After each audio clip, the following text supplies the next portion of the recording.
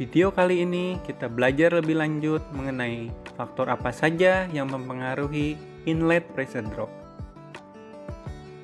Kita bisa lihat hal pertama adalah friksi dari pipa dikalikan panjang dan lebar pipa. Lalu nilai zeta, yaitu pressure loss coefficient dari komponen lainnya dalam instalasi. Kedua komponen ini menjadi bagian dalam flow resistant, yaitu hal-hal yang menghambat flow. Lalu kita bisa lihat density fluida dikalikan dengan kapasitas fluida sebagai flow speed komponen.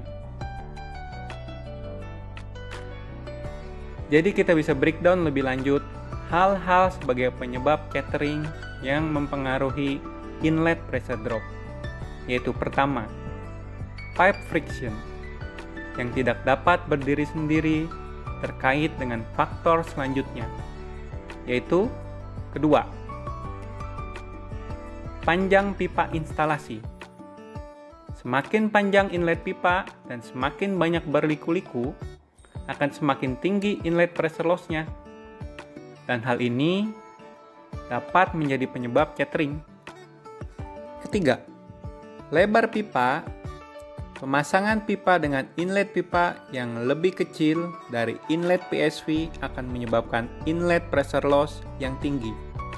Dan hal ini menjadi penyebab catering. Keempat, nilai zeta. Termasuk dari penetrasi pipa ke dalam vessel, semakin tidak smooth atau semakin dalam akan semakin tinggi nilai pressure loss-nya.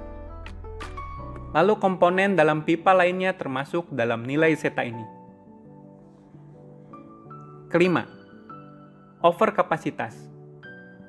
Dalam hal ini menjadi salah satu penyebab penting dalam inlet pressure drop. Pemilihan sizing yang salah dengan sizing yang lebih besar memiliki resiko pressure loss yang semakin tinggi. Kondisi ini lebih banyak terjadi untuk kasus thermal relief, di mana pemilihan valve biasanya memiliki kapasitas yang lebih dari 100% flow yang dibutuhkan. Ini akan menyebabkan water hammer dan kapasitas tidak terilis sebagaimana mestinya. Lalu kita bisa ambil kesimpulan, hal apa saja yang dapat dilakukan untuk mengatasi kondisi chatter. 1. Buatlah pipa inlet ke PSV sependek mungkin. Kedua, buatlah pipa inlet ke PSV lebih besar dari PSV-nya. Ketiga, pilih komponen pipa sepraktis mungkin dengan jumlah minimal, misalnya reducer, elbow sedikit mungkin. Lalu memilih jenis isolation valve yang memiliki full bore area, dalam kata lain, jenis valve yang memiliki flow resistant yang rendah. Keempat, buat penetrasi pipa sesmooth mungkin. 4 hal di atas dikategorikan dalam kesalahan instalasi. Kelima, untuk overkapasitas, ubahlah ukuran safety valve dengan ukuran yang lebih kecil, tetapi ini akan meningkatkan resiko overpressure melebihi ketentuan. Untuk hal ini sebaiknya berkonsultasi dengan pihak yang kompeten tentunya, atau dapat mengikuti guideline sizing pada IPI standar. Keenam, option lainnya. Pilih pilot operated safety relief valve dengan model modulating. Kita bahas di lain topik untuk benefit POSRV ini.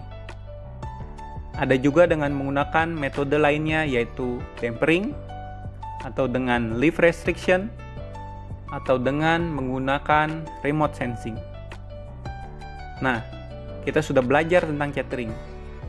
Jika ingin berkonsultasi mengenai aplikasi safety valve, repair, atau field service, kami siap untuk membantu dan melayani Anda. Kami juga menyediakan produk safety valve yang dites menggunakan high kapasitas test bench IPI, Test Bench Certified, hubungi kami di website kami atau email di bawah ini. Terima kasih.